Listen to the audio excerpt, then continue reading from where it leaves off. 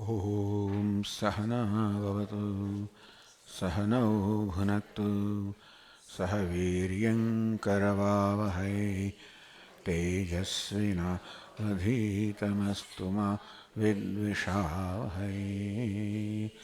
ॐ शान्ति शान्ति शान्तिः। ॐ पूर्णमदः पूर्णमिदं पूर्णात् पूर्णमुदच्यते पूर्णस्य पूर्णमादाय पूर्णमेवावशिष्यते। ॐ शान्ति शान्ति शान्तिः। श्रुतिस्मृतिपुराणानाम् आलयं करुणालयं नमामि भगवत्पादं शङ्करं लोकशङ्करं शङ्करं शङ्कराचार्यं केशवं बादरायणं सूत्रभाष्यकृतौ वन्दे भगवन्तौ पुनः पुनः। ईश्वरो गुरुरात्मेति मूर्तिभेदविभागिने व्योमवद्व्याप्तदेहाय दक्षिणामूर्तये।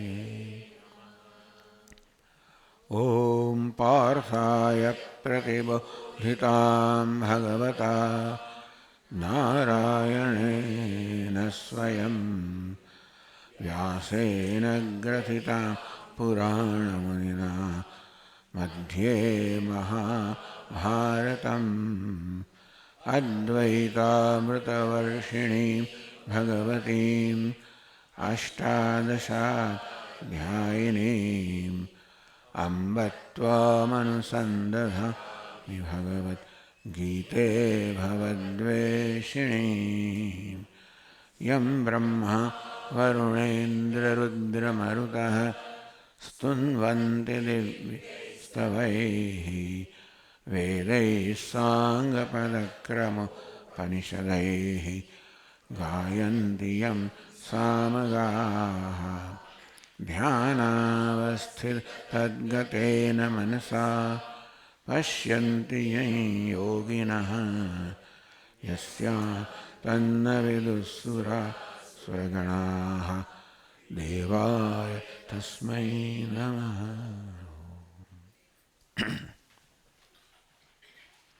ॐ नारायणः परो व्यक्तात् अण्डमव्यक्तसम्भवम् अण्डस्यान्तस्त्वमे लोकाः सप्तद्वीपा च मेदिनी।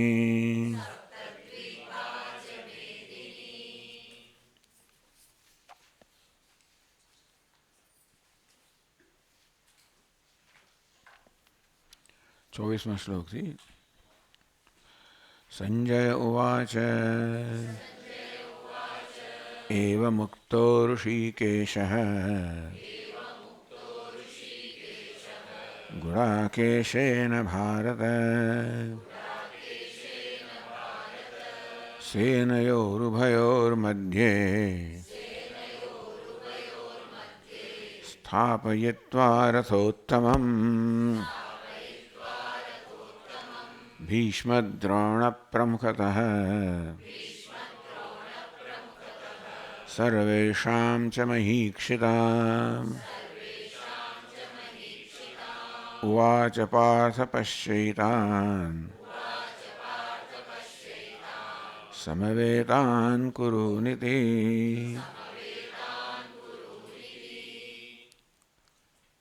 तो अर्जुने પોતાના સારથી ભગવાન શ્રી કૃષ્ણને વિનંતી કરી કે ભગવાન મારા રથને બે સૈન્ય વચ્ચે સ્થાપિત કરો જેથી જે યુદ્ધ કરવા માટે એકત્રિત થયેલા છે એ બધાનું હું નિરીક્ષણ કરી શકું.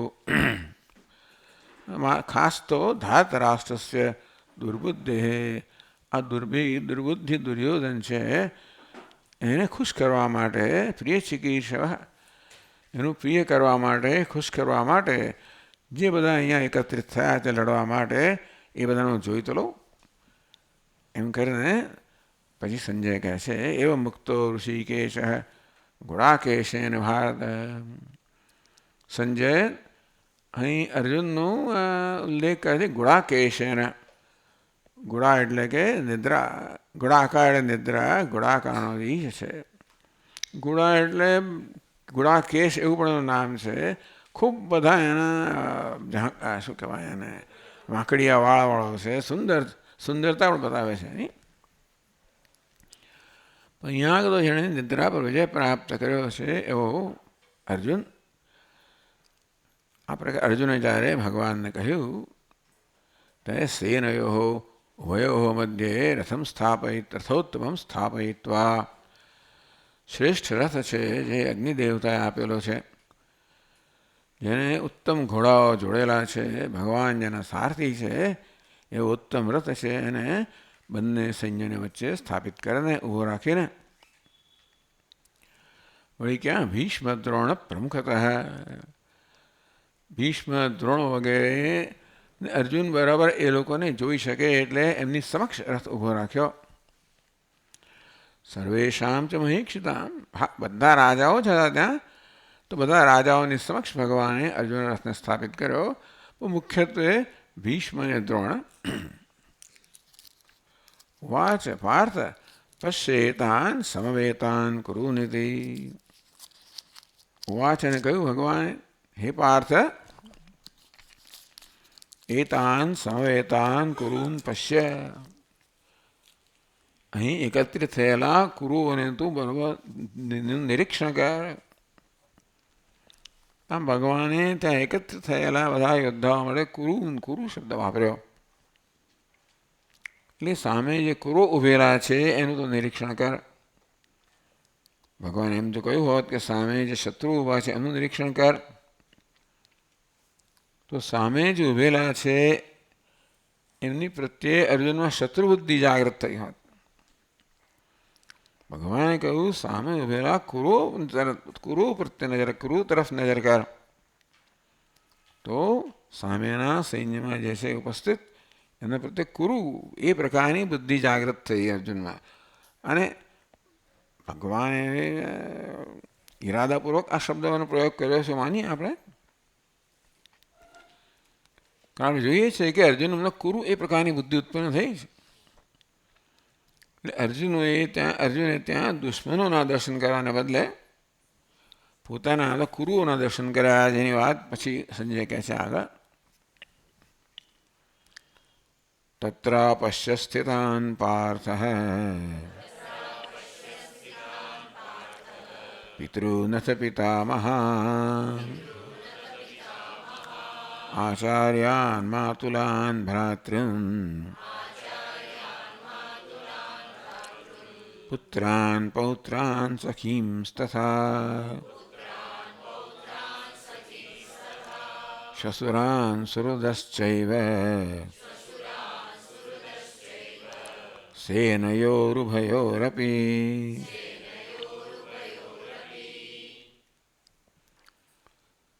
તત્ર અપશ્યત સ્થિતાન પાર્થ.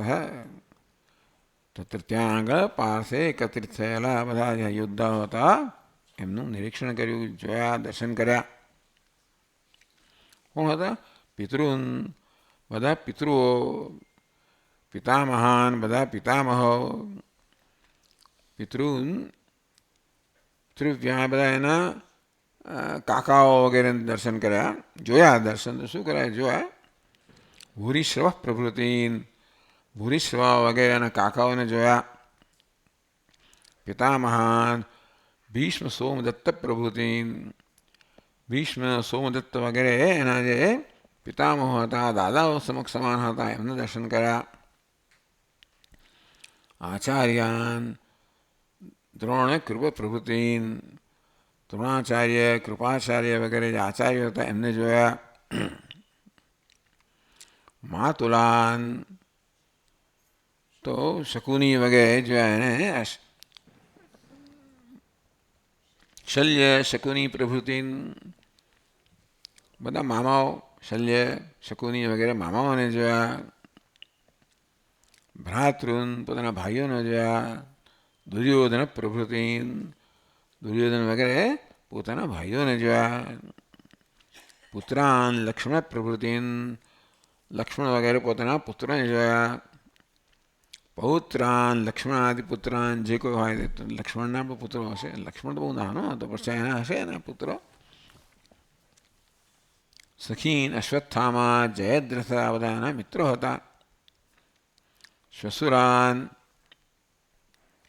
ભાર્યાણામ જે એના સસરાઓ બધા, ટૂંકમાં પોતાની પત્નીના પિતા વગેરે નામ નથી લેતા અહીંયા આગળ. સુહૃદ મિત્રાણી બધા, કૃતવર્તમાં ભગદત્ત વગેરેના જે મિત્રો હતા એ જોયા. શું એના સુહૃદ, એનું ભલું ઈચ્છનારા શુભેચ્છક મિત્રો.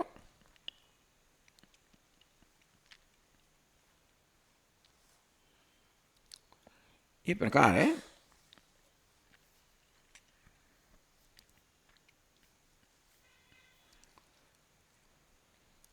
હવે એવં સ્થિતે મહાન અધર્મો હિંસાયતિ વિપરીત બુદ્ધ્યા મોહાખ્યા શાસ્ત્રવિહિતત્વેન. શું છે ભાઈ મારા ચશ્માની અંદર? ધર્મત્વમ એતિ જ્ઞાન પ્રતિબંધકેન ચ મમ કાર્યબંધનેન ચિત્તવૈકલ્યેન. ટૂંકમાં આ પ્રકારે થયું એટલે કે એણે બંને સૈન્યમાં આ બધા મુખ્યત્વે બધા સગા સંબંધીઓના, મિત્રોના, વડીલોના દર્શન કર્યા, જોયા. મહાન અધર્મો હિંસાયદી આ પ્રકારે. એટલે હવે આ યુદ્ધને કેવી રીતે જોવું? યુદ્ધ તો છે આપણી સમક્ષ, અને સ્વાભાવિક કે યુદ્ધમાં અનેક બધા લોકોનો વધ થયો, અનેક લોકોમાંથી કોઈ બચવાનું નથી એમ પણ કહી શકાય. એટલે યુદ્ધના પરિણામે અસંખ્ય બધા યોદ્ધાઓનો વધ થશે. અને આ તો હિંસા છે, મહાન હિંસા છે, સ્વાભાવિક છે. વધ થવો એનાથી વધીને કઈ હિંસા છે? મહાન અધર્મ હિંસાએતી. એટલે આ પોતાની દ્રષ્ટિ પર આધાર રાખે છે. કોઈ ઘટના હિંસા છે કે અહિંસા છે? કોઈ ઘટનાની હિંસા પણ ન કહેવાય, અહિંસા પણ ન કહેવાય. એની પાછળ કયા પ્રકારનો ઈરાદો રહેલો છે, કયું પ્રયોજન રહેલું છે, આ બધા નક્કી થાય કે આ ઘટના જે છે બનવાની છે એ હિંસા છે કે અહિંસા છે. આ કહ્યું તો એ પ્રકારે કોઈ આપણા પેટમાં છરી ખોસી દે તો એ કોઈ દુષ્ટ હોય તો હિંસા કહેવાય, કોઈ ડૉક્ટર હોય તો અહિંસા કહેવાય. અર્থাৎ હિંસા કે અહિંસા કોઈ કર્મનું નામ નથી. એ કર્મની પાછળ કયું પ્રયોજન છે, કયો ઈરાદો છે, એ બધી વસ્તુઓ નક્કીને ધ્યાનમાં લઈને નક્કી કરવામાં આવે કે અહિંસા છે કે હિંસા છે. હવે અર્જુને આ માત્ર આ બધાનું વધ થશે એને ધ્યાનમાં લીધું. મહાન અધર્મ હિંસા તે, એટલે આ બધાનો વધ થશે ને હિંસા કહેવી એ અત્યારે અર્જુનની દૃષ્ટિ છે.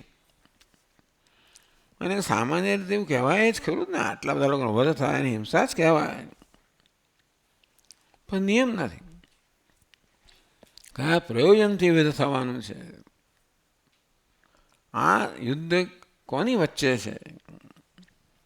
પાંડવો અને કૌરવો વચ્ચે યુદ્ધ છે,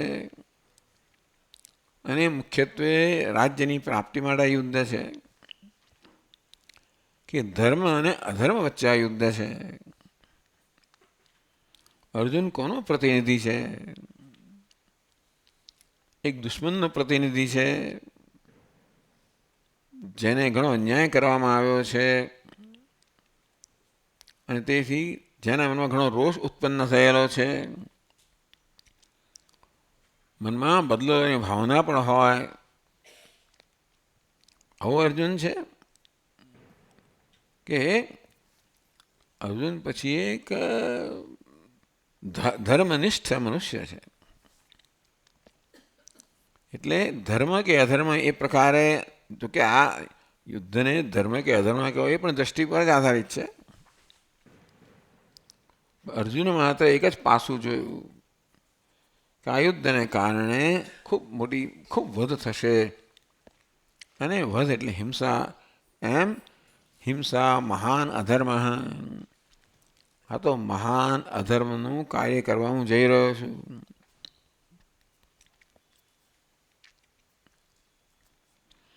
વિપરીત બુદ્ધિયા મોહાક્ષયા, અને મોહ કહેવામાં. મોહ એટલે શું છે? વિપરીત બુદ્ધિ. જે છે એને કરતાં વિપરીત જો એને મોહ કહેવાય. જેમ કે જ્યાં દોરડું હોય, રજ્જુ હોય, ત્યાં સર્પ જો એને મોહ કહેવાય, અવિવેક. તેમ અહીં જે છે એને અર્જુને જે રીતે જોયું એને મોહ કહેવામાં આવે છે અહીંયા આગળ આચાર્યો વડે, કે આ તો ધર્મ અને અધર્મ વચ્ચેનું યુદ્ધ છે. અર્જુન ધર્મનો પ્રતિનિધિ છે, પાંડવ નથી. હું કોણ છું અને સામેવાળા આ કોણ છે? ભગવાને થોડીક અહીંયા આગળ શું કહેવાય એને શરારત કરી છે ખરી. પશ્યેતાન પાત સમવેતાન કુરુ નીતિ. એમ સામે પક્ષમાં રહ્યા અને કુરુને એમ કહીને અર્જુનમાં એમના પ્રત્યે કુરુ એ પ્રકારની વૃત્તિ ઉત્પન્ન કરી છે ખરી.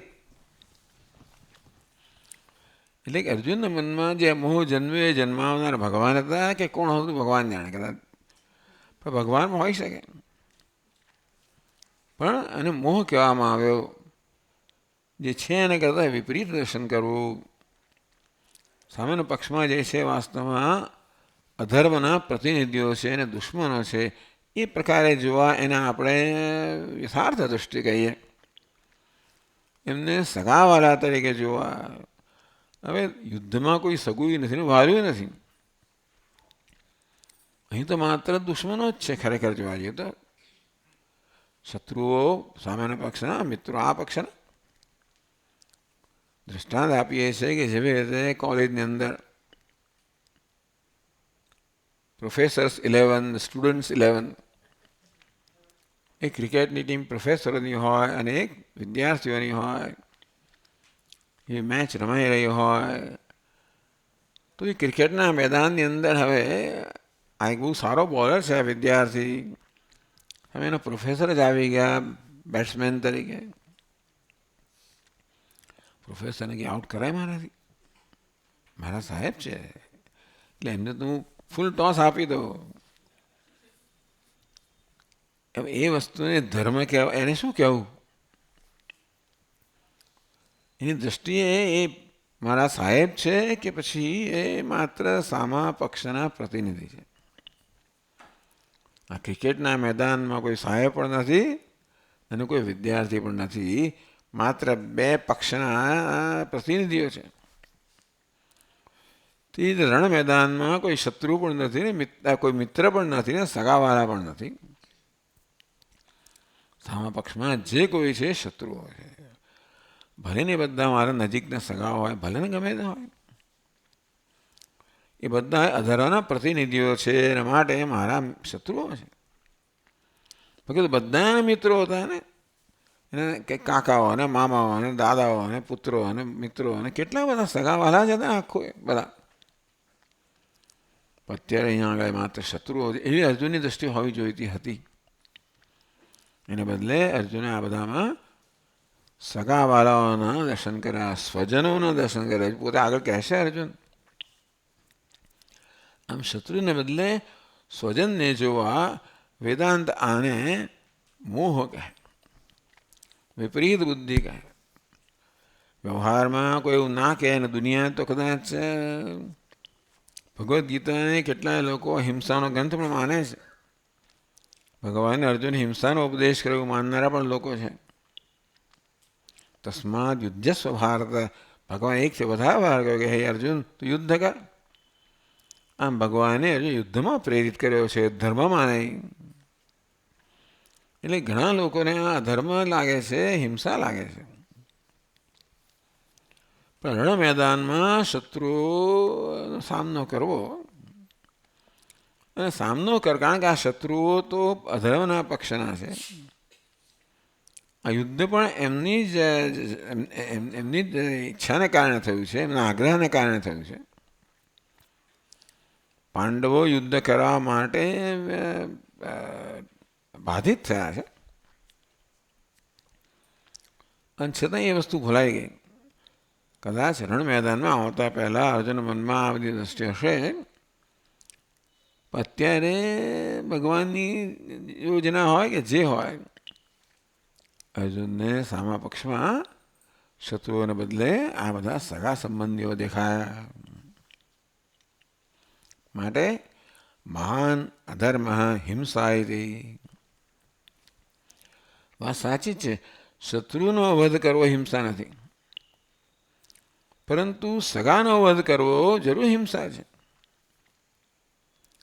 અર્જુનને જો એમાં મિત્રો દેખાયા હોય, સગાવાલાઓ દેખાયા હોય, સંબંધીઓ દેખાયા હોય, વડીલો દેખાયા હોય, એ પ્રકારની દ્રષ્ટિઓ, અને પછી વધ કરે તો જરૂર હિંસા છે. અર્જુને ત્યાં શત્રુઓ દેખાતા, અધર્મના પ્રતિનિધિ દેખાતા હોય, એ અધર્મનો સામનો કરતો હોય તો એ અધર્મ નથી. એટલે કોઈ કૃત્ય કે કર્મ ધર્મ છે કે અધર્મ, એ દૃષ્ટિથી, એ પાછળના પ્રયોજનથી નક્કી થતું હોય છે. તો અત્યારે અર્જુનમાં આ પ્રકારની દૃષ્ટિ જન્મી કે આ બધા મારા સગા સંબંધીઓ છે, અને તેથી મહાન અધર્મ અહિંસા એથી આ તો મહાન અધર્મ છે. એથી વિપરીત બુદ્ધિ, તો અહીંયા અર્જુનની વિપરીત બુદ્ધિ છે, આને મોહ કહેવામાં આવે. ઘણા બધા સમજતા નથી ખરે કે આ શોક અને મોહ શું વસ્તુ છે, પણ આ મોહ એટલે અવિવેક છે. એને કરતાં વિપરીત જોવું, એટલે કે ધર્મ છે ત્યાં અધર્મ જોવો. પેલા શત્રુઓ છે ત્યાં સગાવાલાને જોવા, મિત્રોને જોવા, સ્વજનોને જોવા, શત્રુઓને બદલે સ્વજનને જોવા, એક વિપરીત બુદ્ધિ છે. અને તેથી આ યુદ્ધને અધર્મ તરીકે જોવું, આ બીજી વિપરીત બુદ્ધિ છે. મોહ આખ્યાયા, એને જ મોહ કહેવામાં આવે. મોહ એટલે વિપરીત બુદ્ધિ. રજ્જુને બદલે સર્પને જોવો. તો હવે આને તમે ધર્મ કઈ દ્રષ્ટિએ કહો? શાસ્ત્ર વિહિત તત્વે એને ધર્મત્વમેથી. આ યુદ્ધ શાસ્ત્ર વિહિત છે. કઈ રીતે કે તમે અધર્મનો સામનો કરી રહ્યા છો. તમે આ રણ મેદાનમાં કોઈ સગા સ્વજનોનો વધ કરવા આવ્યા નથી, ધર્મના પક્ષે તમે ધર્મનો બચાવ કરવા માટે અને અધર્મનો સામનો કરવા માટે આવ્યા છો. એટલે આ યુદ્ધ શાસ્ત્ર વિહિત છે. ટૂંકમાં આપણા શાસ્ત્રોની દ્રષ્ટિએ આ યુદ્ધ છે શાસ્ત્ર વિહિત, એટલે શાસ્ત્ર વડે કહેવામાં આવ્યું, શાસ્ત્ર વડે જેનો આદેશ કરવામાં આવે એવું આ યુદ્ધ છે. શાસ્ત્ર વડે જેનો આદેશ થયો એને ધર્મ કહેવાય. ધર્મની વ્યાખ્યા શું છે? શાસ્ત્ર વિહિતા. શાસ્ત્ર વડે જેનો આદેશ થયો છે. અને શાસ્ત્ર કોનો આદેશ કરે? આપણા હિતમાં હોય એનો જ આદેશ કરે, એને ધર્મ કહેવાય. તો આ યુદ્ધ છે એ દ્રષ્ટિએ ધર્મ છે. ખરેખર આ શાસ્ત્ર વિહિત છે માટે ધર્મ છે. આમાં વધ હશે માટે હિંસા છે એટલે અધર્મ છે. આ બે દ્રષ્ટિ છે. એક દ્રષ્ટિ કઈ છે? આ યુદ્ધ શાસ્ત્ર વિહિત છે માટે ધર્મ છે. બીજી દ્રષ્ટિ કઈ છે? આ તો હિંસા છે એના માટે અધર્મ છે. આ બે દ્રષ્ટિ છે એકની એક જ ઘટના પ્રત્યે. તો કઈ દ્રષ્ટિ હોવી જોઈએ અર્જુનમાં? શાસ્ત્ર વિહિત છે કે અહીંયા લોકોનો વધ કરવા નથી આવ્યો, એ ધર્મનું રક્ષણ કરવા આવ્યો છે, અધર્મનો સામનો કરવા આવ્યો છે. એવું શક્ય છે કે અત્યારે પાંડવોની જીત ના થઈ હોય અને દુર્યોધનની જીત થઈ હોત તો અધર્મ ઘણો ફેલાઈ ગયો હોત. કારણ કે દુર્યોધન છે અધર્મનો નેતા છે, અને અધર્મને પ્રોત્સાહન મળ્યું હોય તો આપણે માનીએ. એટલે જ્ઞાન પ્રતિબંધકેન છે. મોહ શું કરે છે? તમારો વિપરીત બુદ્ધિ ઉત્પન્ન કરે, વિરુદ્ધ બુદ્ધિ ઉત્પન્ન કરે.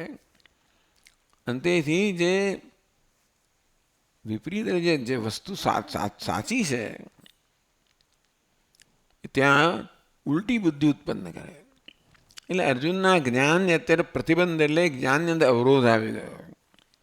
જ્ઞાન આ શું છે? ધર્મ છે એ પ્રકારનું જ્ઞાન એને હોવું જોઈતું હતું, પણ આ મોહ એનામાં જાગ્રત થયો એટલે જ્ઞાન છે ને અવરુદ્ધ થઈ ગયું, એમાં અવરોધ આવી ગયો, વિઘ્ન આવી ગયું.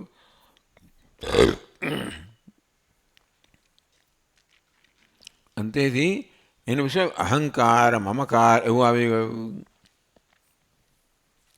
અહમ એશામ મમ એ તેઓ શંકરાચાર્ય મહારાજ કહે છે, હું એમનો છું, એ મારા છે, એ વૃત્તિ બુદ્ધિ આવી ગઈ. કોઈ કોઈનું નથી. અહીંયા શત્રુઓ અને મિત્રો જ છે, બે વિરુદ્ધ ધર્મ અને અધર્મ જ છે. એને બદલે અર્જુનમાં કયા પ્રકારની બુદ્ધિ આવી? હંમેશા મમ એત, હું એમનો છું, એ મારા છે. એ પ્રકારે મમકાર નિબંધનેન ચિત્તવૈકલ્યેન, શત્રુ એ પ્રકારની બુદ્ધિ જન્મી જોઈતી હતી, ત્યાં મારા એ પ્રકારની બુદ્ધિ જન્મી.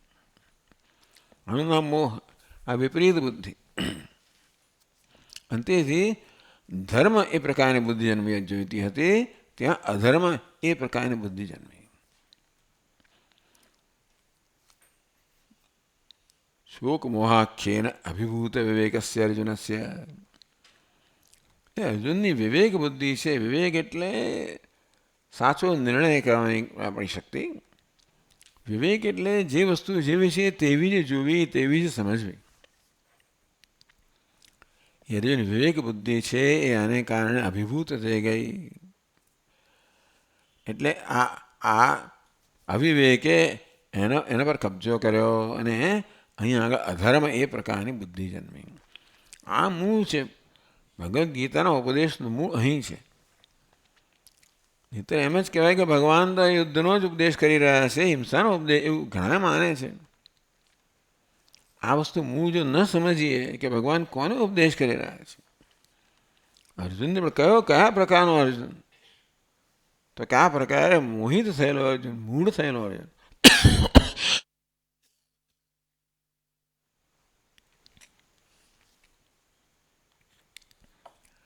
એટલે વાસ્તવમાં તો પોતે યુદ્ધ કરવા આવ્યો હતો. અને હવે પૂર્વ આરબ્ધાત યુદ્ધાખ્યાત સ્વધર્માત, જ્યારે રણ મેદાનમાં આવ્યો ત્યારે બહુ સ્પષ્ટ હતો કે આ શત્રુઓનો સામનો કરવો મારો ધર્મ છે અને હું ધર્મનું રક્ષણ કરી રહ્યો છું. અને એ પ્રકારે યુદ્ધનો પ્રારંભ કરવા ટૂંકમાં શસ્ત્રપાત થવાની ક્ષણ આવી જ ગઈ હતી. શંખ ફૂંકાઈ ગયા હતા, યુદ્ધની ઘોષણા થઈ ગઈ હતી. એટલે એમ કહેવાય કે યુદ્ધનો પ્રારંભ થઈ ગયો છે. અને પછી એમાંથી એટલે યુદ્ધ ભલે શસ્ત્રનો પાત ન થયો હોય અને છતાં પણ એક ક્ષણ આવી ગઈ છે, સામને શસ્ત્ર ફેંકવાની ક્ષણ આવી ગઈ છે.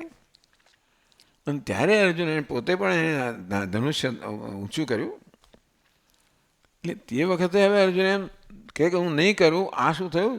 જે કાર્ય કરવા એ પ્રેરિત થયો, તૈયાર થયો હતો, એમાંથી હવે પછી વિરમ્ય થઈ ગયો.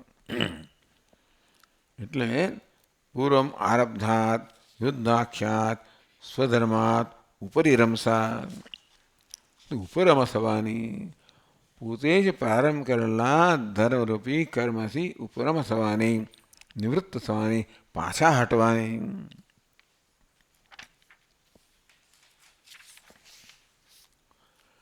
મહાન અનર્થ પરિવસાયની પ્રવૃત્તા.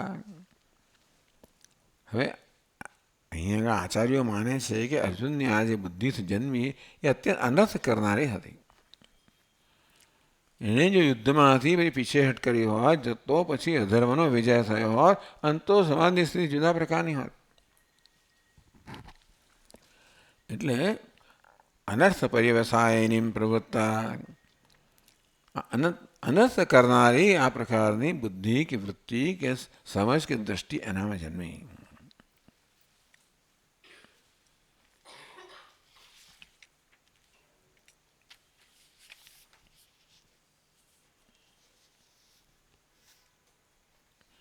27 શ્લોકમાં કહે છે,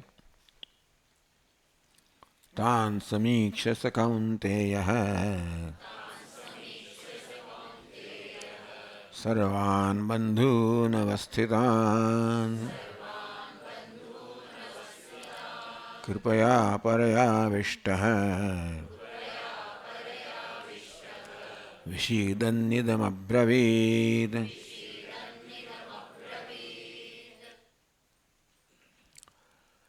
અહીંયા આગળ સંજય કૌંતે શબ્દનો પ્રયોગ કરે છે અર્જુન માટે, એટલે અર્જુન નામ જ છે, કુંતીનો પુત્ર છે માટે. ઇતિ સ્ત્રી ભવત પ્રભવત્વ કીર્તન એની માતાના નામથી એનો ઉલ્લેખ કરે છે. એટલે એ પ્રકારે અત્યારમાં એ પ્રકારની થોડીક સ્ત્રીને સહજ બુદ્ધિ હોય એવી જાતની એનામાં જાણે બુદ્ધિ ઉત્પન્ન થઈ. સ્ત્રી એટલે ખોટું વસ્તુ નથી, પણ છતાં અહીંયા આગળ એનામાં કૃપા જન્મી, એનામાં અત્યારે સ્નેહ જન્મ્યો આ દુશ્મનો માટે. એટલે કૃપા એના પર કૃપા કહો, દયા કહો. આ દયાનો સમય નથી. દયાએ એના મગજનો એની બુદ્ધિનો કબજો લઈ લીધો. કૃપયા પર્યા આવિષ્ટ. આ કર્મણી પ્રયોગ છે. કૃપયા એ તૃતીય વિભક્તિ છે. એટલે કૃપયા આવિષ્ટ, ટૂંકમાં એણે પોતે કૃપા નથી, એનામાં કૃપાને એણે આવાહન નથી કર્યું, કૃપાએ એનો કબજો લીધો. કૃપાએ એના મનમાં પ્રવેશ કર્યો, એના મનનો કબજો લીધો, અને આ કૃપા એના મનમાં વ્યાપી ગઈ. તો કૃપામ કેની વ્યાપારેણ આવિષ્ટ હતી. એણે પોતે કૃપાનું આવાહન નથી કર્યું. સમજવાની અગત્યની વસ્તુ છે. અને પોતાનામાં દયા જન્મી હોત તો જુદી વાત છે, પણ દયાએ એના મનનો કબજો લીધો.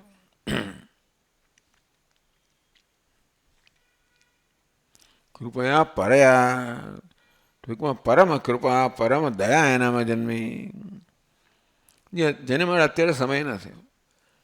આ કે દયા કે કૃપા કે બહુ સરસ વસ્તુ છે, પણ દરેક વસ્તુ એના સ્થાને યોગ્ય છે. આ રણ મેદાનમાં કૃપા વગેરે બધી ખોટી વસ્તુ છે ને, વિરુદ્ધ વસ્તુ છે. મહાન અનર્થ પર્યવસાયની, મહાન અનર્થ જન્માવનારી આ વૃત્તિ એનામાં હતી.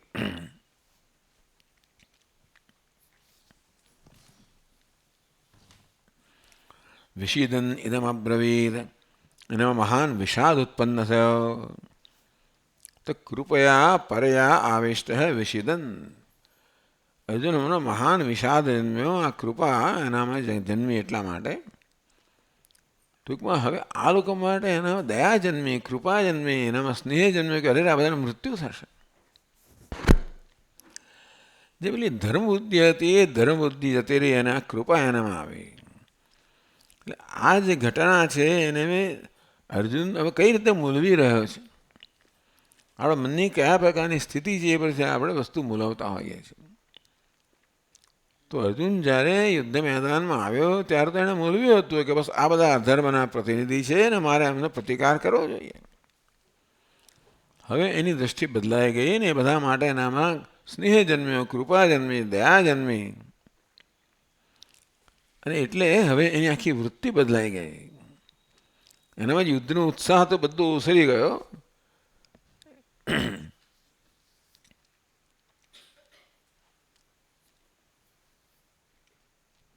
વિષીદંત ઇદમદ બ્રવીદ, અંતેથી અર્જુન મનમાં વિષાદ વ્યાપ્ત થઈ ગયો. અરે આ બધાનું મૃત્યુ થશે. અર્જુનના મનમાં આ પ્રકારની વસ્તુ છે, હું એમનો મારનાર બનીશ. અગત્યની વસ્તુ એ છે કે મૃત્યુ તો છે એક વસ્તુ, અને અત્યાર સુધીમાં અર્જુન અનેક વાર યુદ્ધ લડી ચૂક્યો છે, પરંતુ પહેલી વાર એને થયું કે હું આ બધાનો મારનાર બનીશ, હંતા. એટલે આગળ બધી વાત આવશે. ભગવાન કહે છે હંતા નહીં, નાયમ હંતિ ન હન્યતે ઉભૌ તો વિજાનિત નાયમ હંતિ ન હન્યતે. એક માણસ એમ માને કે હું આમનું હનન કરું છું ને બીજા માને કે મારો વધ થઈ રહ્યો છે, એ બંને અજ્ઞાની. એટલે ભગવાન અજ્ઞાન કોને કહેવાય આ ભગવદ્ ગીતામાં એની વ્યાખ્યા કરશે. તો ભગવદ્ ગીતામાં અજ્ઞાનની કઈ વ્યાખ્યા છે? જે પોતાને વધ કરનાર માને છે અને જે પેલો બીજો મારો વધ થયો એમ માને છે, આ અજ્ઞાનની વ્યાખ્યા ભગવાન કરશે. એટલે અર્જુન હવે આ લોકોનો પોતાને અમને વધ કરનાર માને છે, હું હંતા. એટલે આપણામાં એક મહાન અપરાધની લાગણી છે. કોઈને આપણે મારવા બનીએ તો અપરાધની લાગણી જન્મે છે. આમ અર્જુનમાં અપરાધની લાગણી છે. હું શું કરવા જઈ રહ્યો છું? પછી કહે છે ભગવાનને કે અરે રે માત્ર રાજ્યના લોભથી પ્રેરાઈને બધા સ્વજનોની હત્યા કરવામાં તૈયાર થઈ ગયા. આ અમને ખરેખર તો બહુ બહુ બહુ દયાને પાત્ર છીએ અમે, કે આવી જાતનો વિચાર, આવી જાતની વૃત્તિ અમારામાં જન્મી. એટલે વિષિદન સગદગદ કુંઠતા અશ્રુપાતાદિ વિષાદ કાર્ય મુક્તિકાલે દ્યોતયતી. ખબર ને અર્જુનના મનમાં હવે બીજો ગદગદ થઈ ગયો, આંખમાંથી આંસુ વહેવા લાગ્યા વગેરે નહીં, પણ એટલે એનામાં આ પ્રકારે મહાન વિષાદ જન્મ્યો. એટલે આ પ્રકારે અર્જુન વિષાદ યોગ, પહેલા અધ્યાયને અર્જુન વિષાદ યોગ કયો છે. અને વિષાદનું કારણ અહીં સમજાવવામાં આવ્યું. કયું કારણ છે? માત્ર અહીં અવિવેક, એટલે એની દૃષ્ટિમાં જે પરિવર્તન થયું એના મનમાં પહેલાં જે ઉત્સાહ હતો આ અધર્મનો સામનો કરવાનો અને ધર્મના પક્ષે લડવાનો, એ તદ્દન દૂર થઈ ગયો. અને એની જગ્યાએ આ પ્રકારે કૃપા કહો, દયા કહો, કરુણા કહો વ્યાપી ગઈ. તમે જો એક દ્રષ્ટિ કેટલું કરી શકે છે.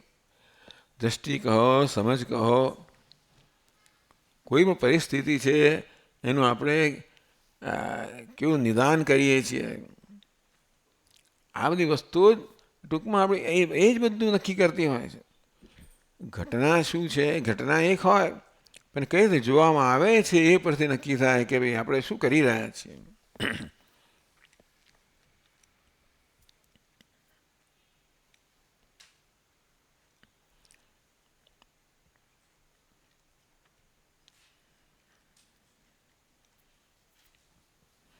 વિષિદન ઇદમબ્રવીત. એટલે આગળ કહે છે હવે અર્જુન ઉવાચ દૃષ્ટ્વેમં સ્વજनं કૃષ્ણ યુત્સું સમુપસ્થિતં સીદન્તિ મમ ગાત્રાણિ મુખં ચ પરિશુષ્યતે વેપથુશ્ચ શરીરે મે રોમહર્ષશ્ચ જાયતે ગાંડીવં સ્રંસતે હસ્તાत् ત્વક્ચૈવ પરિદહ્યતે.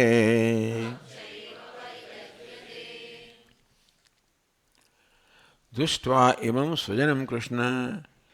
હે ભગવાન, હે કૃષ્ણ, આ સ્વજનોને જોઈને, હવે આ અર્જુનને અહીંયા શું દેખાય છે? સ્વજન દેખાય. બસ હવે જે બધું થશે એ બરાબર જ છે. આ સ્વજનો હોય તો અર્જુનના મનમાં જે પ્રકારની લાગણી જન્મે એ યોગ્ય છે. આ શત્રુઓ હોય તો એના જુદા પ્રકારની લાગણી જન્મે, અને સ્વજન હોય તો જુદા પ્રકારની લાગણી જન્મે. યુયુત્સુમ સમુપસ્થિતમ. આ સ્વજનોને યુદ્ધ કરવાની ઈચ્છાથી એકત્રિત થયેલા જોઈને સીદંતી મમ ગાત્રાણી મુખમ ચ પરિશુષ્યતી. મારા ગાત્રો, મારા અંગો ઢીલા થઈ રહ્યા છે, મારું મુખ સુકાઈ રહ્યું છે. બડા સ્વામી લાંબુ લાંબુ વર્ણન કરે કયા જાતની સ્થિતિ અર્જુનમાં પસાર થઈ રહ્યો છે. વેપથુશ્ચ શરીરે મેં, મારું શરીર કાંપી રહ્યું છે. રોમહર્ષશ્ચ જાયતે, મારા રૂવાટા ઊભા થઈ ગયા છે. ગાંડીવમ સ્રંસતે હસ્તાत्, આ ગાંડીવ છે મારા હાથમાંથી સરી રહ્યું છે. ત્વક્ચૈવ પરિદહ્યતે, મારી ચામડા બળતરા થઈ રહી છે. હું લાંબુ વર્ણન કરે કયા ચિહ્નો છે, તાવના ચિહ્નો છે, જ્વરના ચિહ્નો છે, જે હોય તે, પણ આ પ્રકારે અર્જુનમાં તદ્દન વિપરીત લાગણી જન્મી. યુદ્ધ કરવાનો જે ઉત્સાહ હતો એની જગ્યાએ આ પ્રકારે બિચારો એકદમ દયનીય સ્થિતિમાં આવી ગયો. ન ચ શક્નોમ્યવસ્થાતુમ ભ્રમતીવ ચ મે મનઃ નિમિત્તાનિ ચ પશ્યામિ વિપરીતાનિ કેશવ.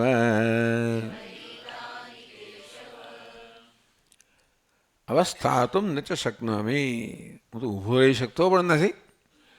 ભ્રમતીવ છે મે મનઃ, મારું ટૂંકમાં મારું મને ચક્કર આવે છે, મારું મન ભ્રમી રહ્યું છે.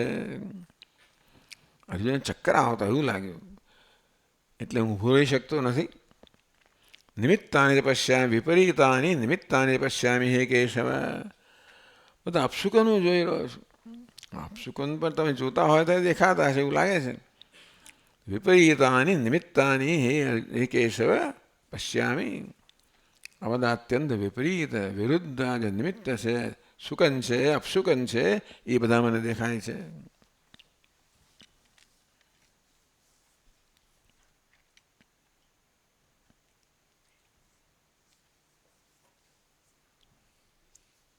વામ નેત્ર સ્ફુરણાદિની પશ્યામિ. એવું કહે છે પુરુષો માટે ડાબુ અંગ ફરકે એ અપશુકન કહેવાય, સ્ત્રીઓ માટે શુકન કહેવાય એવું કહેવામાં આવે છે.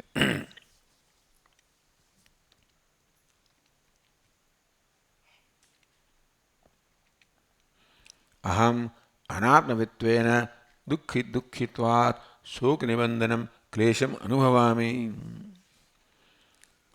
શોકને કારણે જે ક્લેશ જન્મે એનો અનુભવ કરી રહ્યો છું. કેમ? અનાત્મ નિમિત્ત એટલે અનાત્મત્વાત. ટૂંકમાં આત્મા અનાત્મ વિવેક નથી. અનાત્માનો આત્મા પર અધ્યારોપ થઈ રહ્યો છે અને માટે આત્માને પર અનાત્માના ધર્મનો અધ્યારોપ થઈ રહ્યો છે. અને તેથી અનાત્મા એટલે દેહ, મન, બુદ્ધિ એ તો અત્યંત અલ્પ છે. અને તેથી આત્મા અલ્પતાનો દેહ તો મર્ત્ય છે, એ માટે હું મર્ત્ય છું, મરણને અધીન છું. બુદ્ધિ અલ્પ છે, મન પણ અલ્પ છે, અને તેથી સુખ દુઃખ વગેરે અભિભૂત થવાની સંભાવના છે. આમ જે બધી મર્યાદાઓ દેહમાં, મનમાં, બુદ્ધિમાં છે એ બધી મર્યાદાઓનો અધ્યારોપ આત્મા પર થાય એટલે કે હું મર્ત્ય છું. દેહ મર્ત્ય છે એને બદલે અધ્યારોપ કોને કહેવાય? દેહ મર્ત્ય છે એને બદલે હું મર્ત્ય છું. તેવી રીતે મન જે છે, મનમાં દુઃખ છે એને બદલે હું દુઃખી છું. મનમાં શોક છે, હું શોકગ્રસ્ત છું. અને અધ્યારોપ કહેવામાં આવે. અને આ પ્રકારે અધ્યારોપ થયો. મોહ કહો, અવિવેક કહો, અધ્યારોપ કહો, આ એક છે. આ બધી વસ્તુઓ જે છે એ અર્જુનના શોક માટે જવાબદાર છે. અધ્યારોપ છે ને એ અર્જુનના શોક માટે, આ મોહ, અધ્યાર એટલે મોહ, આ મોહ છે એ અર્જુનના શોક માટે જવાબદાર છે. એટલે અવિવેક, અનાત્માના ધર્મનો આત્મા પર અધ્યારોપ કરવો, પોતાને અર્જુન માનો, પહેલી વસ્તુ એ છે.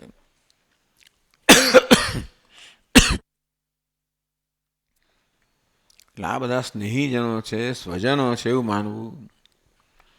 રણ મેદાનમાં, રાજમહેલમાં વાત જુદી છે, પણ આ બધાને સ્વજનો માનવા, પોતે પણ એમનો સંબંધી છું, અર્જુન છું, કાકો છું, ભત્રીજો છું વગેરે.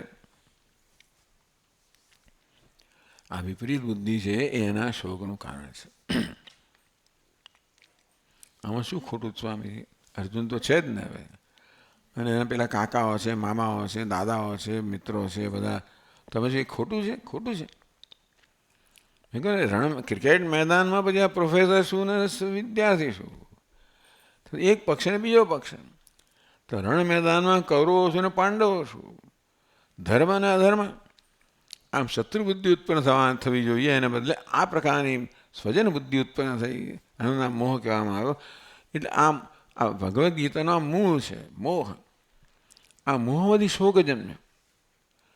અરે રે, આ બધાનો હું હત્યા કરનારો બનીશ. મહાન અપરાધની લાગણી એનામાં જન્મે.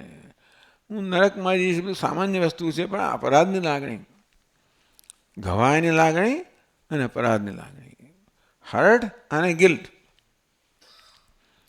એ જ્યાં કર્તૃત્વ છે, ભોક્તૃત્વ છે, ત્યાં હર્ટ ને ગિલ્ટ હોવાની. આપણે આ જોઈશું આગળ. કર્તૃત્વ છે, હું આ કર્મ કરનાર છું, અને તો પછી ગિલ્ટ મારામાં હોય જો એ કર્મ અયોગ્ય થાય તો. અને હું ભોગતા છું, અર્થાત બીજાએ કરેલા કર્મનો ભોગ બનું છું, ત્યારે મારામાં શું હોય? ઘવાની લાગણી હોય. અપરાધની લાગણી અને ઘવાની લાગણી. આ બધું જ જન્મે જ્યાં કર્તૃત્વ ભોક્તૃત્વ છે. એટલે આ એકવાર આ જન્મ્યું પછી આ બધી વસ્તુઓ હવે અર્જુનના મનમાં કબજો લેવાની જ છે. ટૂંકમાં આપણને પણ જ્યારે આવી બધી લાગણીઓ જન્મે, ઘવાની લાગણી જન્મે અને અપરાધની લાગણી જન્મે અને શોક જન્મે વગેરે, એ આપણે પણ આપણા મનની અંદર આ લાગણીઓ જન્મે જ્યારે, ત્યારે આપણે પણ એનું નિરીક્ષણ કરીને એનું આવી રીતે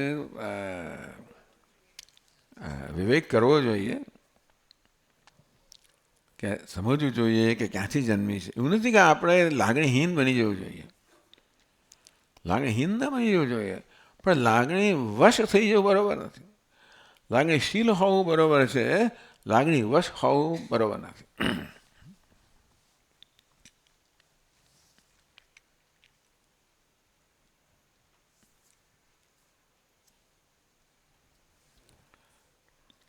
ન ચ શ્રેયોનુપશ્યામિ હત્વા સ્વજનમાહવે ન કાંક્ષે વિજયં કૃષ્ણ ન ચ રાજ્યં સુખાનિ ચ કિન્નો રાજ્યેન ગોવિંદ કિમ ભોગે જીવિતેન વા.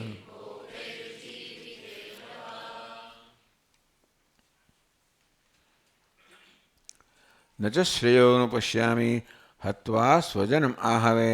આહવે રણ મેદાનમાં, સ્વજનમ હત્વા આ યુદ્ધ મેદાનમાં સ્વજનોની હત્યા કરીને કોઈ શ્રેય એટલે કલ્યાણ થાય એવું મને દેખાતું નથી. ન જ દેખાય. સાચી જ વાત છે. એ જો સ્વજનોની હત્યા કરવાનો હોય તો કોઈ પ્રકારનું કલ્યાણ શ્રેય જન્મે નહીં. અધર્મનો સામનો કરવાનો હોય તો શ્રેયની પ્રાપ્તિ થાય, તો ધર્મનો વિજય થાય અને તો શ્રેયની પ્રાપ્તિ થાય.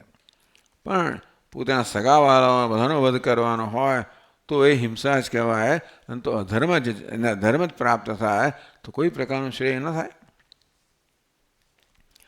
હત્વા સ્વજનમ આહય. આહવા થાય યુદ્ધ મેદાનમાં સ્વજનોની હત્યા કરીને આપણો કોઈ પ્રકારનો શ્રેય થાય, કલ્યાણ થાય એવું મને જણાતું નથી. અને તેથી શું કહે છે? હવે ટૂંકમાં એક પ્રકારે એકવાર આની બુદ્ધિ આવી રીતે શોકથી મોહથી અભિભૂત થઈ ગઈ.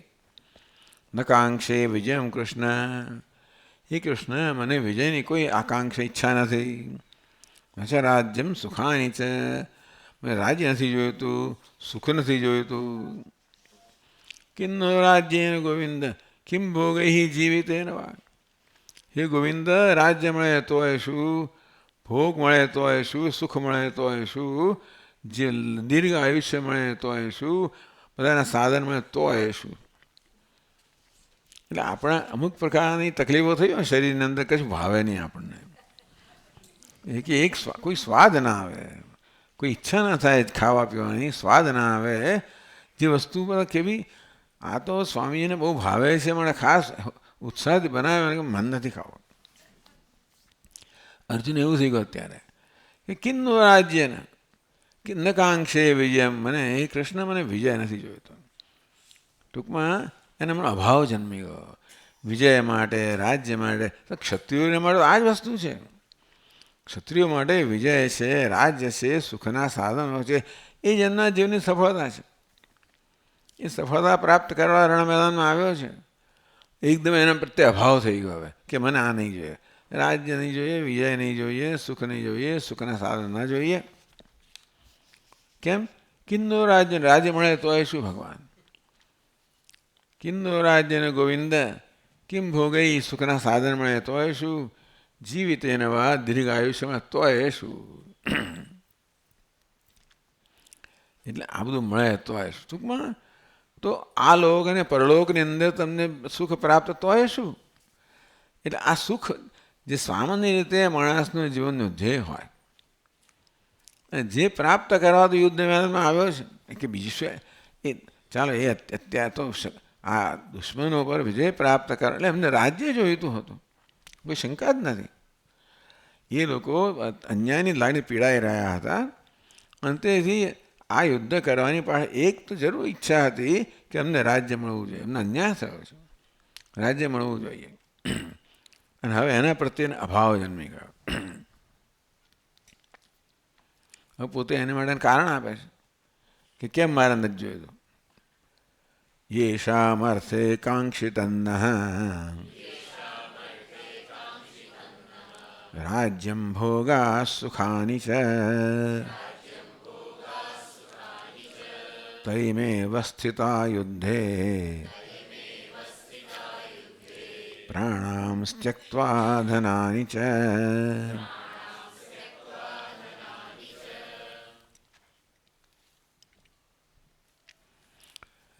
હવે એટલે શંકરાચાર્ય મહારાજ કે અર્જુનનો મહાન આના વૈરાગ્યનું ચિહ્ન કહેવામાં આવે.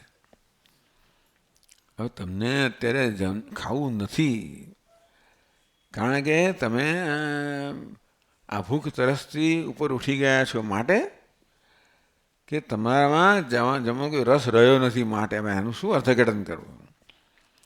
શંકરાચાર્ય મહારાજ આ બધા શ્લોકોને અર્જુનના વૈરાગ્ય એટલે સાધન ચતુષ્ય સંપત્તિ ધરાવનારા છે એવું એમણે અર્થઘટન કર્યું. એટલે પછીનો બધો ઉપદેશ આવા ઉત્તમ અધિકારીનો થયેલો છે એવું જાતનું એમનું અર્થઘટન છે. એટલે બહુ વિચિત્ર વસ્તુ મને તો જણાય શંકરાચાર્ય. ચાલો હવે એ પણ તે વખતે ઘણું કહીશું કે આપણે ઘણો બળાવો કાઢ્યો પણ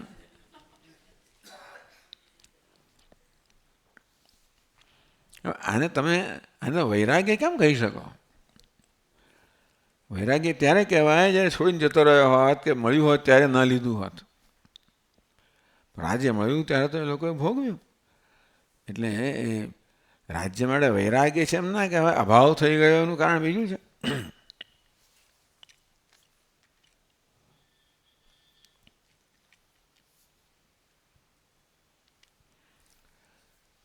વિના રાજ્યમ ભોગાન કરો વિજયમ ચ વને. ટૂંકમાં રાજ્ય ના જોઈએ, ભોગ ના જોઈએ, વિજય પણ ના જોઈએ. અમે વનમાં નિવાસ કરતા હોઈએ એવું લાગે છે કે અમારું ખરેખર તો દુનિયા અમારી પ્રશંસા કરશે કે કેવો આ લોકોએ જો રાજ્યનો ત્યાગ કર્યો, કેવા વનમાં જતા રહ્યા, રાજ્ય આપી દીધું યુદ્ધ કર્યા વગર. શ્લાઘનીયમ, આ ખરેખર પ્રશંસનીય છે. એ વસ્તુ થશે તો વધારે પ્રશંસનીય છે. અંતેથી કેમ એ બી આકાંક્ષિત એટલે આ બધી વસ્તુને આકાંક્ષા કરવાનો શું અર્થ છે? રાજ્ય છે, ભોગ છે, સુખના સાધનો છે, એ બધી ઈચ્છા કરવાનું શું પ્રયોજન છે? એ છોડીને વનમાં જઈશું તો ઉલટું દુનિયા મારે વધારે પ્રશંસા કરશે કે જો આ લોકોએ રાજ્ય આપી દીધું ને પોતે વનમાં ગયા એ વધારે શ્લાઘનીય છે, પ્રશંસનીય છે.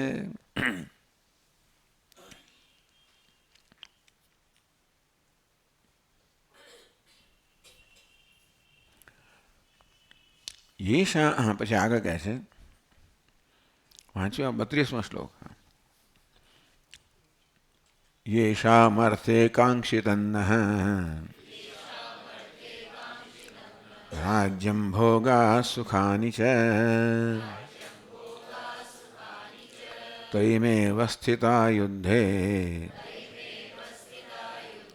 પ્રાણામ ત્યક્ત્વા ધનાની ચ. યેષામ અર્થે ન રાજ્યમ કાંક્ષિતમ ભોગા સુખાની છે. જેમને માટે અમે રાજ્ય છે, ભોગના સાધન છે, સુખ છે, બધાને આકાંક્ષા કરીએ. કે બાપ બિચારો કમાતો તો કોને માટે? પોતાના પરિવાર માટે, સંતાનો માટે. તેમ અર્જુન કહે છે અમે યુદ્ધ શેને માટે? આ બધાને માટે જ કરીએ છીએ. તે મેં અવસ્થિતા યુદ્ધે, તો યુદ્ધ અત્યારે રણ મેદાનની અંદર જે બધા ઉપસ્થિત છે એમને માટે યુદ્ધ, એ અમારા સગાવાલાઓ છે, સ્વજનો છે, એમને માટે યુદ્ધ કરવાનું છે. યુદ્ધ કરીને અમારે શું, અમારા કરતાં અમને એમના સુખ છે, ભોગ છે, બધાની આકાંક્ષા છે. તો તો જેને માટે યુદ્ધ કરવામાં આવે છે એ તો અહીંયા પ્રાણના ધ્યાનનો ત્યાગ કરે, ટૂંકમાં એ તો બચવાના નથી. તો પછી કયા પ્રયોજનથી યુદ્ધ કરવાનું? તો એ મેંवस्थिता યુદ્ધે, એ બધા યુદ્ધમાં અહીંયા પ્રાણામ ત્યક્ત્વા ધનાની છે, પોતાના પ્રાણનો પણ ત્યાગ કરીને, ધનનો પણ ત્યાગ કરીને એ બધા રણ મેદાનમાં ઊભા છે, અહીંયા ઉપસ્થિત છે, અને યુદ્ધના પરિણામે કોઈ બચવાનું નથી. તો પછી આનો અર્થ શું રહ્યો? યુદ્ધનો શું અર્થ રહ્યો? કોણ બી ઊભું છે સામે? તો એ પોતે વર્ણન કરે છે. આચાર્ય પિતરઃ પુત્રાઃ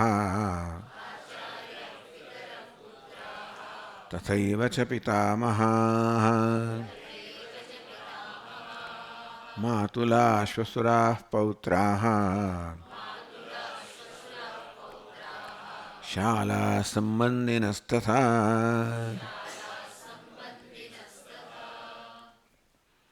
આચાર્યો, પિતૃઓ, પુત્રો, પિતામહો, માતુલા એટલે મામાઓ, શ્વશુરા એટલે સસરાઓ, પૌત્રાઓ, શાલા સંબંધિનસ્તથા. અહીંયા અખંડાનંદજી મહારાજે થોડોક વિનોદ કરે, એક સંબંધીને પડતા શાલા મૂક્યા, અહીંયા આગળ શાળાને પહેલાં મૂક્યા.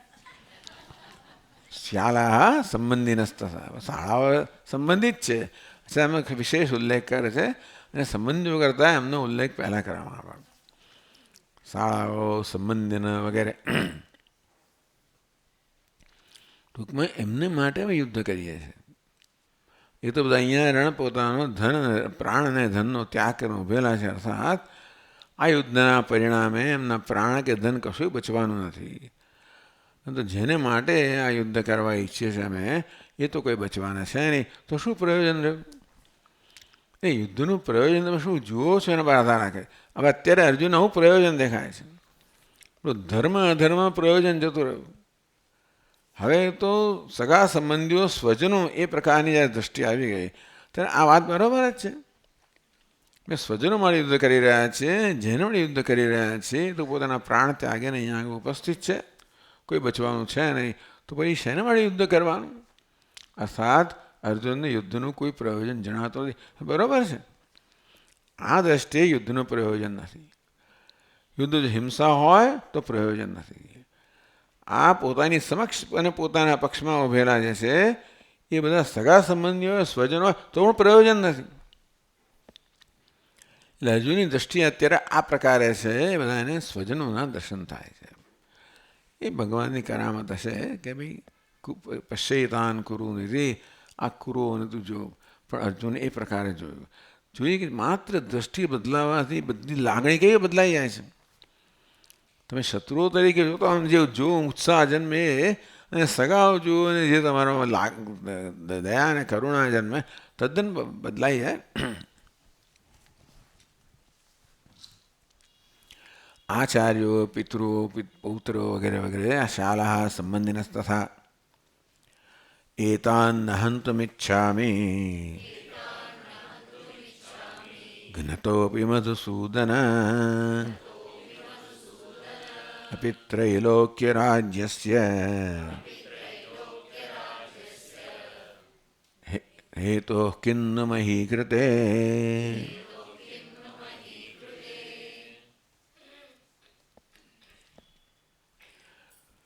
એતાન, હે મધુસૂદન, આપ તો મધુસૂદન છો. મધુ નામના અસુરનો વધ કરનાર મધુસૂદન.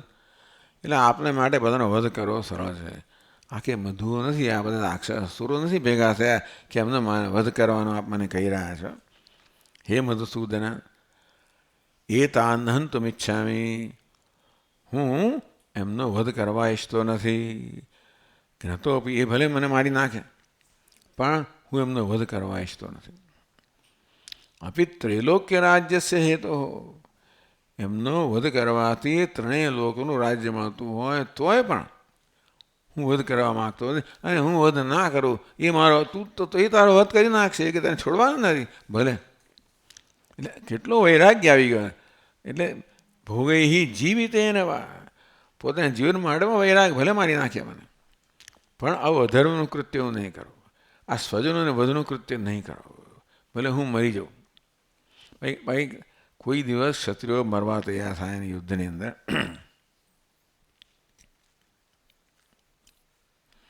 અપી ત્રૈલોક્ય રાજ્યસ્ય હેતો, આ યુદ્ધ કરીને એમનો વધ કરવાથી ત્રણ લોકનું રાજ્ય મળતું હોય, ભૂહુ ભુવ સુવ પૃથ્વી અંતરિક્ષ અને સ્વર્ગનું રાજ્ય મળતું હોય, તોય પણ અમે આ કરવા નહીં શકતા, તો પછી માત્ર એક પૃથ્વીનું રાજ્ય મળે શું કરવાનું? કિન્નો હેતો કિન્નુ મહી કૃતે, મહિડ પૃથ્વી. એ લોકો જો દ્વિતીય પૃથ્વી પ્રાપ્ત થશે એમને, તો એક પૃથ્વી માટે શું ત્રણેય લોકોનું રાજ્ય પ્રાપ્ત થાય, તો પણ અમે એમનો વધ કરવા ઈચ્છતા નથી, એને યોગ્ય જોતા નથી. આ યુદ્ધ લડવાથી અને બધાનો વધ કરવાથી ત્રણેય લોકનું રાજ્ય પ્રાપ્ત થતું હોય, તો પણ અમને એનું કોઈ પ્રયોજન જણાતું ન હોય, તો માત્ર આ પૃથ્વી રાજ્ય માટે આપણે વધ કરવો હોય તો જરાય યોગ્ય નથી.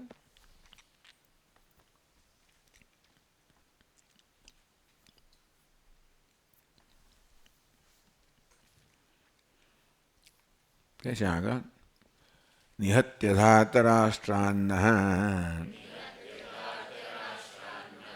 કા પ્રીતિ સ્યાદ જનાર્દન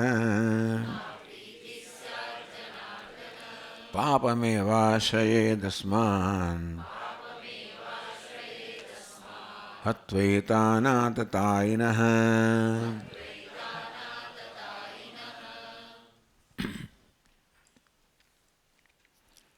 નિત્ય ધાતરાષ્ટ્રાન્ન, ધાતરાષ્ટ્ર ધૃતરાષ્ટ્રના પુત્રો એટલે કૌરવો છે, નિહત્ય એમનો વધ કરીને હે જનાર્દન કા પ્રીતિ સ્યાદ, જેને જે દુશ્મનોનું અર્દન કરવું એ જેનો સ્વભાવ એને જનાર્દન કહેવામાં આવે, એક અર્થ થાય.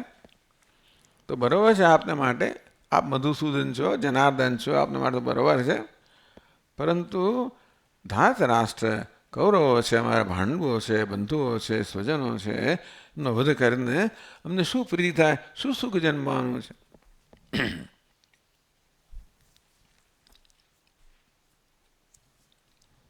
તેને શું થાય? પાપમેવા શેદસ્માન હત્વા એતાન આતતાયનઃ, એતાન આતતાયન હત્વા અસ્માન પાપમેવ આશયેદ. આતતાઈઓનો વધ કરીને અમને પાપ જ લાગવાનું છે. હવે ટીકાકારો અસ્માન આતતાયન, આતતાયન એ પ્રથમ વ્યક્તિનું પણ બહુવચન કહેવાય, દ્વિતીય વ્યક્તિનું પણ બહુવચન કહેવાય. એટલે પ્રથમ વ્યક્તિનું બહુવચન હોય તો કર્તૃ, દ્વિતીયનું તો કર્મ.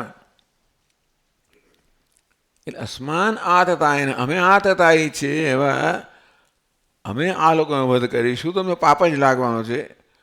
અથવા તો એતાન આતતાયન, આ આતતાઈઓનો વધ કરીને એને અંગ્રેજીમાં ફેલન કહેવાય. તમને આ શબ્દ તમે સાંભળ્યો છે નજીકના ભૂતકાળમાં? અમેરિકામાં બહુ મોટી હા હા બરાબર છે.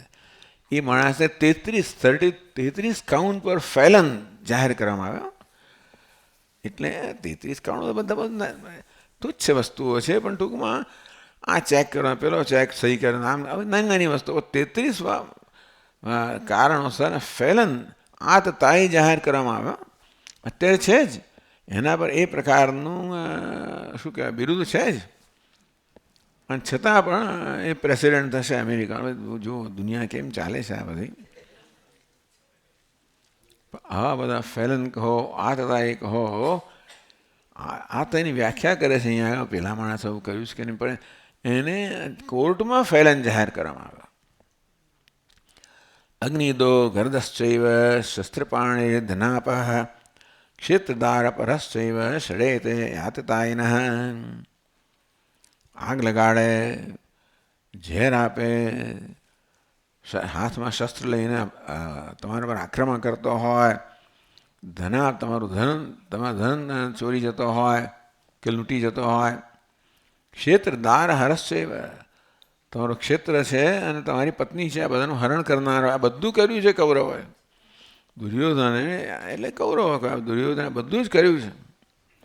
એ રીતે બધી રીતે આ બધા કાઉન્ટરથી એ માણસ ફેલન છે, આતતાઈ છે દુર્યોધન. અત્યારે જે હશે ખરો, પણ આ થઈ ગયો.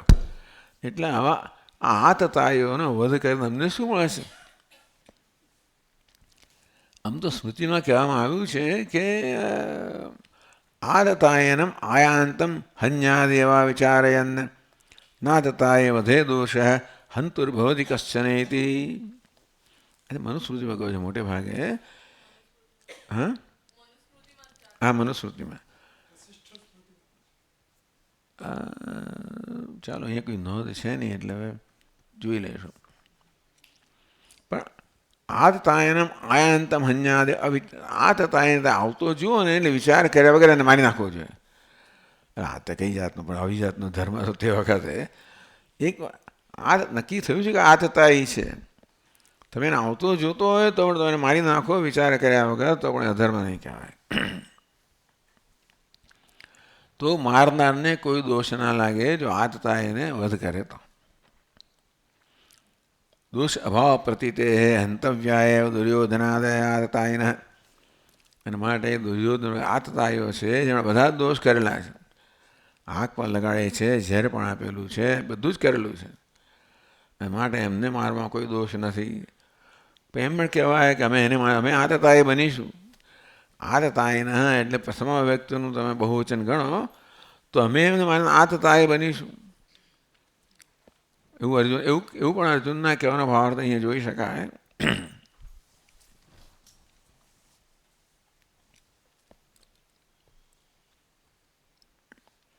પાપ એવા શ્રેય માટે પાપ જ પ્રાપ્ત થશે, બીજું કંઈ પ્રાપ્ત થવાનું નથી. બધી ચર્ચાઓ કરી છે કે ભાઈ આ કંઈ અર્થશાસ્ત્ર છે અને પછી બીજું ધર્મશાસ્ત્ર છે અને એકમાં આવું કહ્યું છે અને બીજું કહ્યું છે, તો કયા સંજોગોમાં કયા શાસ્ત્ર લાગુ પડે એવી ચર્ચાઓ કરવામાં આવી છે. પણ ચાલો, ટૂંકમાં અત્યારે એવું કહી શકાય કે ભાઈ આ આતતાઈનો વધ કરવાથી અમને કંઈ લાભ નથી થવાનો.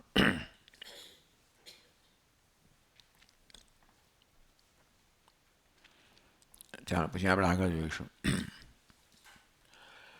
ઓમ પૂર્ણમદ પૂર્ણમિદમ પૂર્ણાત પૂર્ણમુદચ્યતે પૂર્ણસ્ય પૂર્ણમાદ પૂર્ણમેવાવશિષ્યતે. ઓમ શાંતિ શાંતિ શાંતિ. શંકરમ શંકરાચાર્યમ કેશવમ બાદરાયણમ સૂત્રભાષ્યકૃતૌ વંદે ભગવन्तौ પુનઃ પુનઃ. ઈશ્વરો ગુરુરાત્મેતિ મૂર્તિભેદવિભાગિને વ્યોમવદ્વ્યાપ્તદેહાય દક્ષિણામૂર્તયે. શાંતિ શાંતિ શાંતિ. ઓમ શ્રી ગુરુભ્યો નમઃ. હરિ ઓમ.